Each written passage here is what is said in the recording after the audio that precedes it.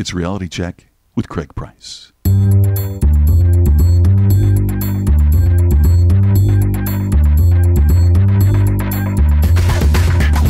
I'm an idiot. 4 minutes in and I'm already wrong. I'm like a monkey. Hello, look at me. Craig, shut up. Hey, I need you guys to do these things. I'm Craig Price, professional bastard. Nice to meet you. Welcome to Reality Check with Craig Price. As always, I am Craig Price. And this week, motivational speaker Steve Rizzo comes on the show to talk about his new book and show us how to get our shift together.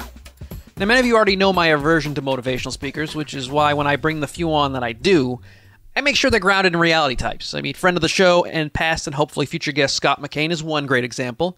Well, with Steve Rizzo, we have another one.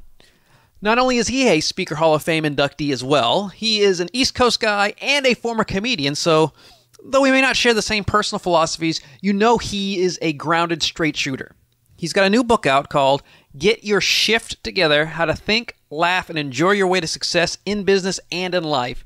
And it's one of the few self-help book style books that I've read that I enjoyed because it's actually funny and it's grounded. It's usually all unicorn farts and rainbows, but Steve is able to highlight the positive without all the fluff. So I'm really glad that we were able to get Steve on the show. But before we get to Steve, a little housework. I want to remind you to subscribe to the podcast newsletter. It's a new format this year. You will get episode reminders and descriptions emailed to you every week, so you won't miss a thing. Also, from time to time, we're going to try to get some goodies just for the subscribers, so head on over to the new website, realitycheckpodcast.com, and sign up. Or, if you don't want to do any of that and you just want to subscribe to the podcast directly via iTunes, please go to iTunes and do that. More importantly, if you're going to go to iTunes, leave a review. Reviews help the show more than you know, and it doesn't have to be a master thesis, just a quick sentence or two saying how much you enjoy the podcast. I would really appreciate it, the show would really appreciate it, and benefit from it. So please, head on over to iTunes and leave a review. Also, you can now hear our shows while on the go with Stitcher. On-demand news and talk on your mobile phone. The latest episode is always available for you. No syncing needed, no memory or storage wasted. Available on your iPhone, iPad, Android phones, and beyond. Downloading is easy. Go to Stitcher.com and check out your app store, Stitcher Radio On Demand. Let's shift. Get it? Did you see what I did there? Are you surprised I'm no longer in comedy? Let's shift our attention to this week's guest, Hall of Famer Steve Rizzo.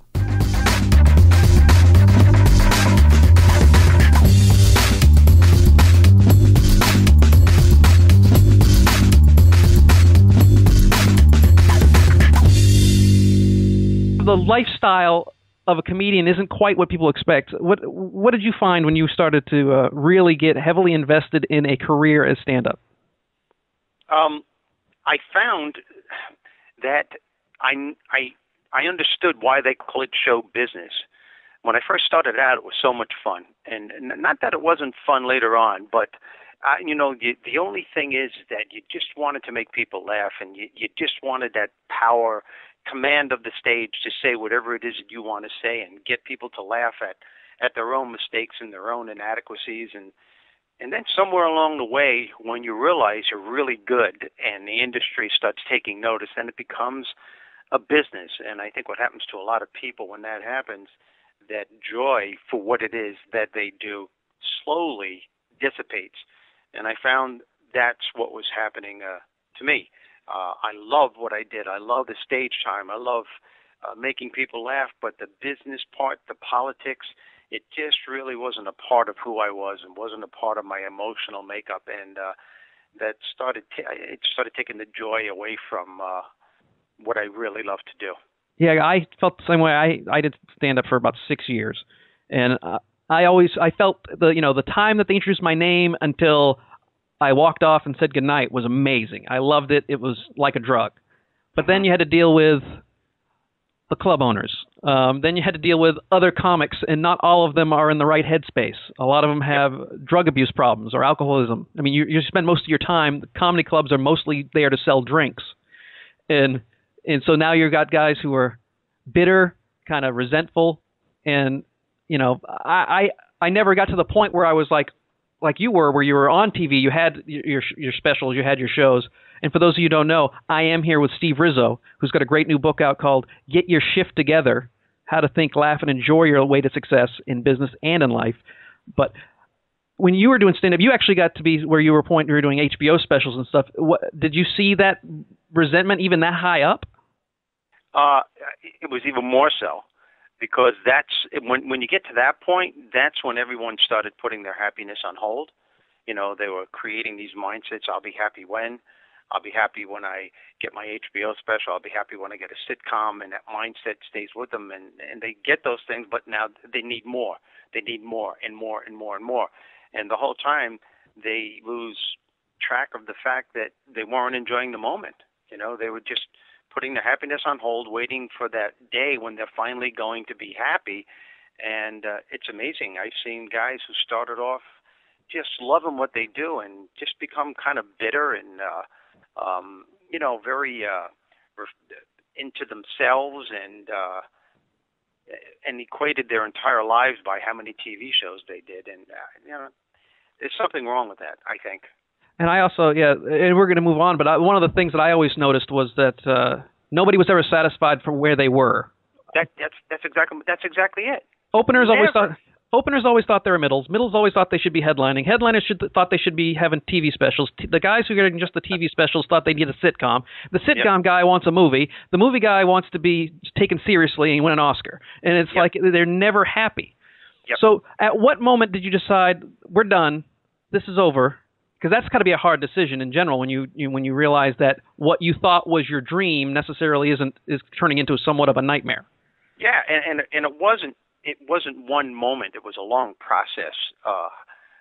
However, there was a moment where there was total clarity, but this was going on for years. I was partying way too much, and I realized I was sabotaging a great many things that were coming my way. And I realized as I look back that I had a fear of failure and a fear of success. Now, you're going to understand, Craig, that my opening acts were Drew Carey and Dennis Miller and Rosie O'Donnell and people, you know, of that stature. Of course, they weren't famous then, but they were my opening acts. And then all of a sudden, I'm noticing that these people are passing me by, and I couldn't understand why opportunity wasn't knocking on my door. And it really, really walloped me when I realized opportunity was knocking. I was just afraid to open up the door. And like I said, I had a fear of success and failure, so I went on a self-help quest to better myself, and I read almost every self-help book you could think of, and success books and business books on how to turn your life around. And I went to seminars, and this little voice, as I started changing inwardly, and my perspective of the world was changing also. It was saying, you know, this isn't what you're supposed to be doing. You're supposed to be doing something else. And it was at a Tony Robbins seminar, and I went to quite a few of his seminars, as a matter of fact. And it was one weekend I was there, and I noticed the total command he had on stage, and he was cracking quite a few jokes, and that was one of the things he did to captivate the audience. And all of a sudden, without realizing, I picked up my pen, and I wrote, you could be doing this. Then I wrote, you should be doing this. And then I wrote, you are going to do this, whatever it takes. And as soon as I put the pen down, I just went, wow, total clarity. It was like that aha moment, that epiphany. This is it. I have no idea how I'm going to do this, but I'm going to become a speaker. And that was my decision. And, you know, I flipped everybody out in the industry. You know, Drew Carey was my roommate, and he couldn't believe what I was doing. And my manager wanted to sue me. My agent was begging me to see a psychologist, and I said, I already am. And so it was, the only one that understood was my wife. I called her from my LA apartment. We had a house on Long Island, and I said, I'm coming home, and she knew exactly what I meant and what I was going to do. And I made that decision, and everything started coming my way in the speaking business. Well, explain this fear of success, because I understand fear of failure. And in my mind, fear of success is really just the fear of failure in front of more people. You know, that's very good, actually. What a fear of success is actually not having the confidence or really thinking you're inadequate, you're not good enough. That's what fear of success is. You know, all right, I'm going to make it, and what if I do get the TV show? I don't think I'm good enough to do that. I don't really belong up there with the hierarchy of the comedy business or those actors and actresses. And that's what the fear of success is, your inability to admit to yourself that you really are good enough. As a matter of fact, you're not only good enough, you're probably better than most of the ones that are out there. But you just, it's amazing, and I think you know this. Everyone in the world, everyone in your category, anyone in your circle can look at you as, as the best in the business. But if you don't believe it, it doesn't matter what anyone else thinks. You have to believe it yourself. And it goes the other way around, too. There are people out there, and I know you know this, who have hardly any talent. I'm being very frank here, who hardly have any talent at all. But they have such an incredible, impeccable belief about themselves, yet they shoot up to stardom. And everyone else is, go, how the heck did that happen? There's something about the power of your thoughts, the power of your belief system, your attitude that can catapult you to life's opportunities in much faster than if you had a low opinion of yourself. So it's basically you're worried about being exposed as a fraud in front of your peers. Yeah. So where did this transition take place? Because you were very fortunate. You had a wife that was supportive. I know a lot of people out there who have they don't really move forward because of they fear their responsibilities. They have responsibilities to their family. They have they've got a job they have to do. They got people that depend on them. To make that transition had to be a little scary. So how did you do that? Without basically having mental breakdowns every other day, or did you have mental breakdowns every other day? Well, there were some pretty major anxiety attacks. I'll tell you that. I think the thing with my wife and I is that she understood what I was doing before we got married, so she got that, and she loved it, and she respected that, and she backed me in every single thing I did. As a matter of fact, I say to this day in my new book that's out, in the acknowledgments, that she's the motivation behind the motivator. She walks my talk better than I do, or probably ever will. And I was fortunate to have that, and you're right. And I think since you've been in the business, that a lot of comedians were so distraught because their marriages were breaking up. And it's not that they didn't love their wives, but they loved so much what they did. And a lot of them were given ultimatums. You either choose your comedy business or your family. And, most of them went one way and some went the other way. And no matter what way you choose, you're paying a big price.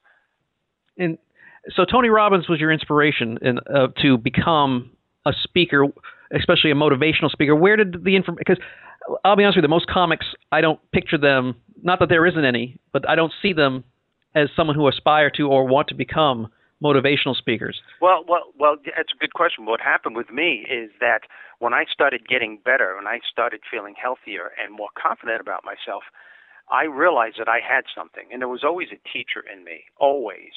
As a matter of fact, before I did stand-up, I was a junior high school teacher and a counselor for kids with behavioral problems.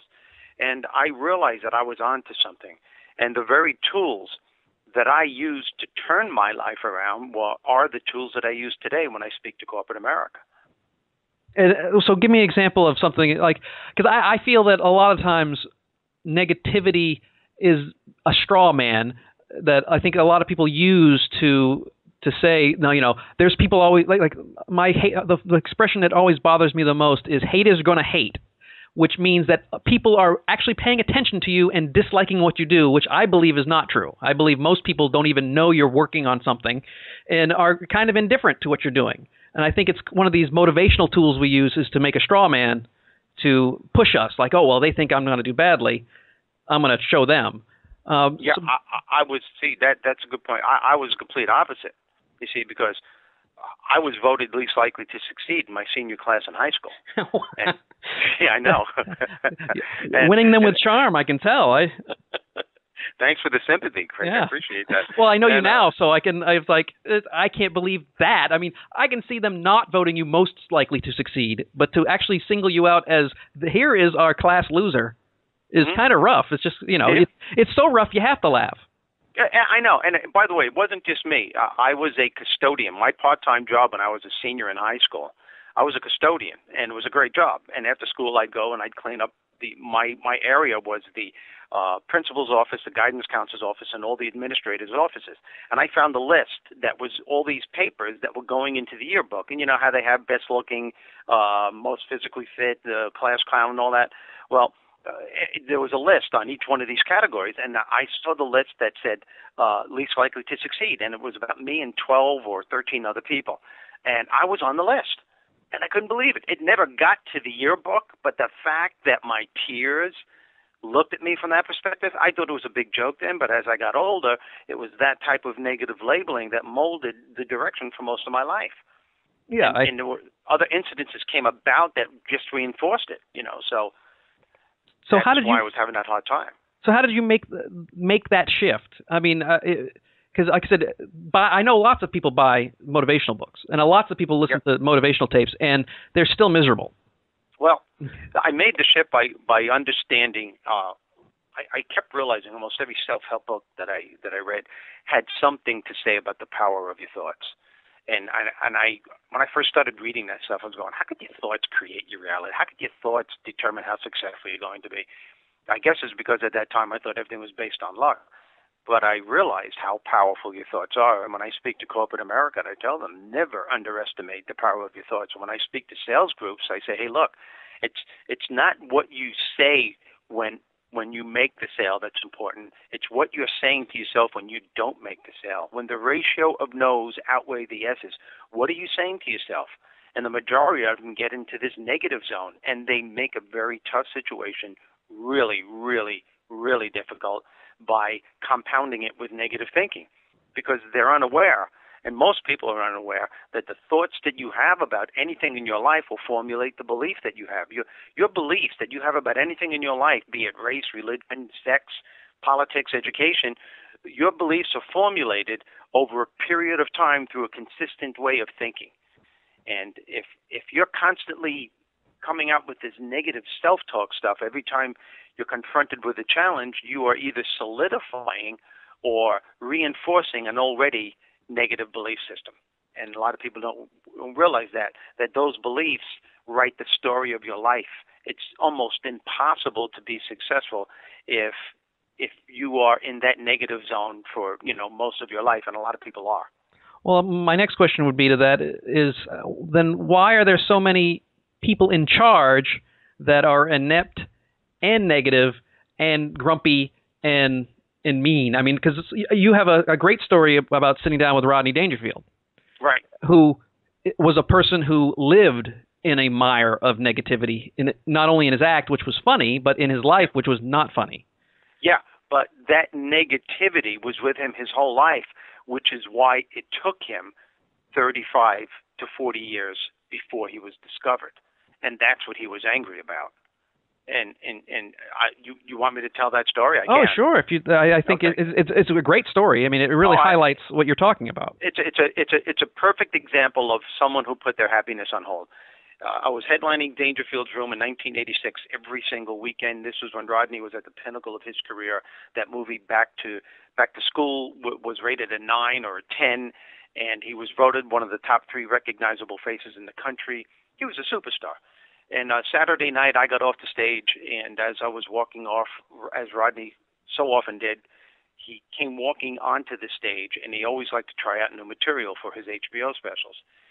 And when he walked into the room this one time, the crowd, Craig, was absolutely going ballistic. I mean, it was screaming, "You're number one, you're number one." He goes up on the stage and total command of the audience, and he waits for them to die down. It's dead silence. He does 10 minutes of new material. He goes to get off the stage. They wouldn't let him go. Women are kissing him. They're begging him for his autograph.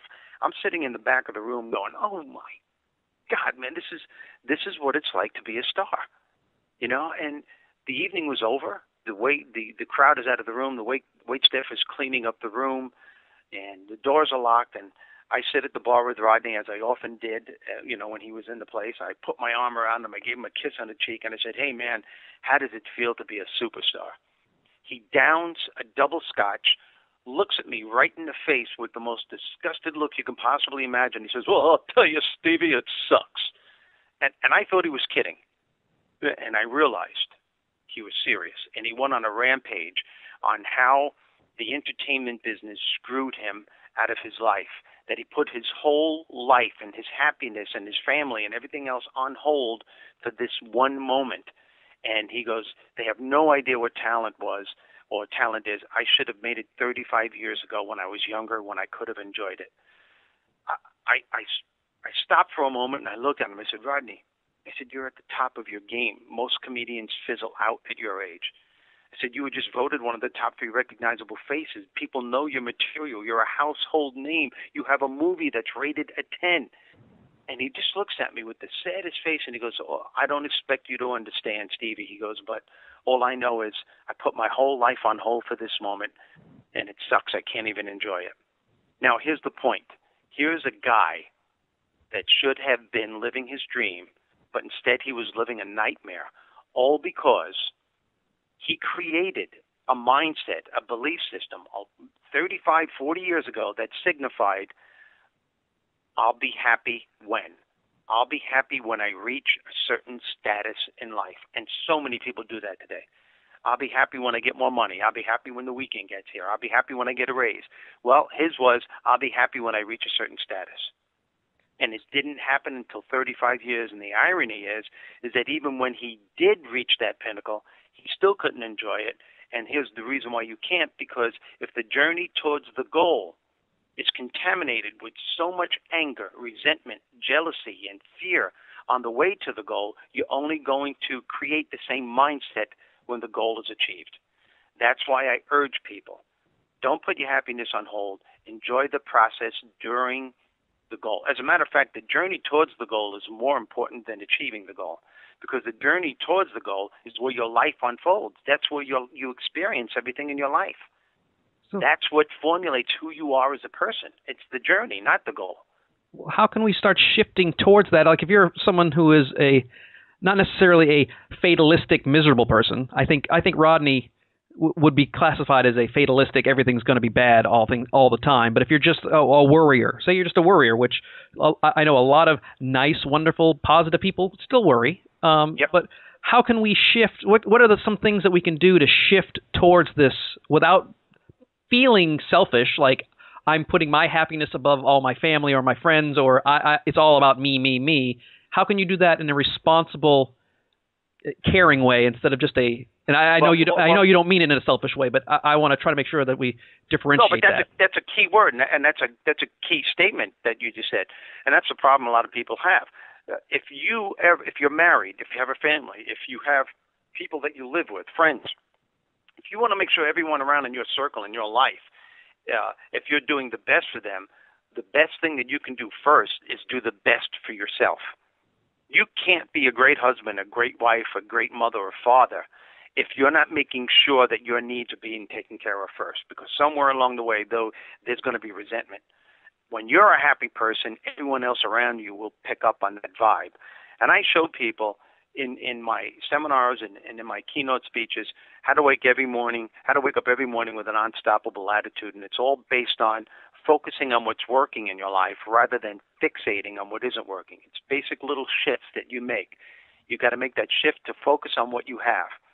I think you can agree, more now than ever, as soon as people wake up today, the first thing that they focus on is the grueling day that they had the day before, all the things that didn't work out, the idiots that they had to deal with, and then they think about all the stuff that has to be done on the coming day because they didn't get it done the day before, and the traffic jam they're going to be in, and all the arguments that they had with people, and they can't understand why. As soon as they just got out of bed, that they're dragging their feet and their energy level is rock bottom, when if there are any goals to achieve, your energy level has to be cranked. So I first thing I tell people is that as soon as you open up your eyes, man, don't think about what has to be done. Think about who you have to be in order to get it done.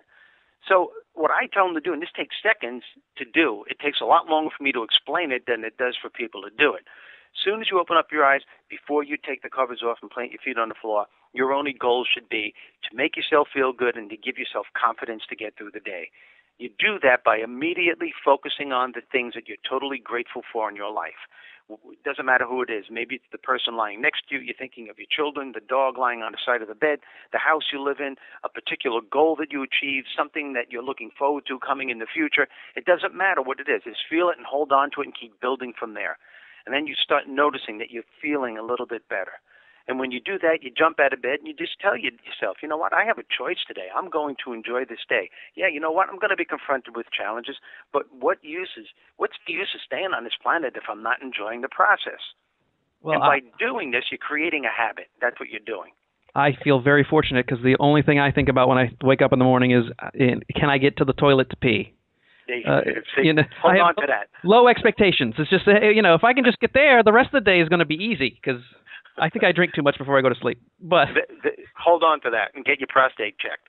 Well, it does not wake me up yet. So, but one of the things that you constantly talk about, which I think is great, despite the fact that I would classify myself as a negative thinker, not necessarily a negative person, but a negative thinker. I do worry quite a bit, but not to the point where it immobilizes me. I found a way to try to turn some of that negative things into productivity. I don't go out searching for it, but one of the things that you constantly talk about is optimism. Mm-hmm. And I think negative thinkers can have that, and I certainly have that. Even though that I have optimism, I'm just prepared if it doesn't work out. So, what is the most important aspect of optimism for you? Well, first of all, optimism, being positive, it's all the same stuff. I think people have to realize that if you're a positive, optimistic person, that doesn't mean that you don't think negative thoughts. It doesn't mean that you don't get angry. It doesn't mean that you don't wallow every now and then. It just means that, when you're confronted with a challenge, optimistic, positive people, that's the only way they look at it. It's a challenge. It's not the end of the world. And everyone's confronted with challenges. Some have real big challenges. Some have smaller ones. Some have a big one day and a small one another day. But what positive people have a tendency to do is they don't compound the problem. They just say, this is a challenge. Okay, this is tough. I didn't ask for it, but this is what I'm dealt with. What do I have to do to turn it around, even though it sucks? And what they do is they do something about it. But negative people, pessimistic people say, they get into that droopy dog syndrome. What am I going to do now? This always happens to me. I don't know why me. And they make a tough situation worse than what it is. And it's hard to overcome that. It's hard to deal with any challenge with that attitude. If you're going to get angry, if you're going to get upset, positive people know their positivity license isn't going to be revoked. They just know they're going to be able to bounce back a lot faster than a person who's negative. Oh. Well, the one thing that you put it all together in a great book. I want people to know that they can get it pretty much anywhere. So where can people find your book, first off? Well, the name of the book is Get Your Shift Together, as you said earlier. The best place to get the book is to go to my website, and it's because it's easy, SteveRizzo.com. Steve, SteveRizzo.com. And that's my website. On every single page, there's a link to buy the book. You can choose either Amazon or Barnes & Noble. And the book is getting great reviews, and it still is. Read the reviews on Amazon. They're pretty incredible. And the emails and stuff that I'm getting as a result of this book, it's kind of like blowing me away. It's a simple book. It's a funny book. It's a great read. And it just shows people how to shift their focus and their way of thinking to turn challenging times into opportunities. So what's next, Steve? After you've got the book out, you're obviously promoting the heck out of that, and deservedly so. But what's next for Steve Rizzo? Well, I'm starting to work on other projects as a result of the book, and I'm putting it into certain formats, and going to have apps created for businesses, for companies, and because one of the things I'm getting now, because my program is based on the book, I have a lot of major companies that I spoke for that are asking me if I have other stuff that can reinforce the message. So I'm working on new projects as far as that goes. And I'm in the middle of working on another book right now, too. So I'm pretty busy. And I will be honest with you, I think in about another month, I'm going to need a pretty long vacation. And I think my wife and I are just going to take off and just go somewhere. Believe me, I know when I wrote my book, I needed like about a year and a half of not writing ever again. It was one of those. It's exhausting, isn't it? It is. It's quite a purge. And then I also felt like, I got a lot off my chest. I said quite a bit. Let people chew on that for a little bit. Yep. But I know you are a wealth of information, and I look forward to seeing you. Are you going to be in Philadelphia this year?